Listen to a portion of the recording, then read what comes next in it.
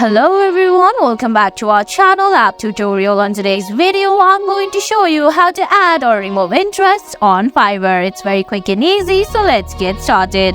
First of all, open the Fiverr app on your phone. If you don't have the app yet, you can get it from Google Play Store or the Apple App Store.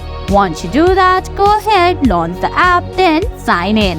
Now on the screen at the bottom, you're gonna find options like Home, Messages, Search, Orders, and your user icon. Tap on your user icon where you'll find categories like My Fiverr, Settings, and Resources. Now under My Fiverr, you're gonna see options like Get Inspired, Saved List, My Interest, Invite Friends, etc. Select My Interest where you can see if you tap once, a green circle will appear around that interest, and if you tap it again, it will disappear. So go ahead and tap once on the interest that you want to add, and if you want to remove it, just go ahead and tap at it again.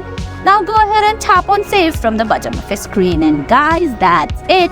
That's how you add or remove interest on Fiverr. I hope you found this video helpful. If you did, please give it a thumbs up, leave a comment, subscribe to our channel, and hit that bell icon.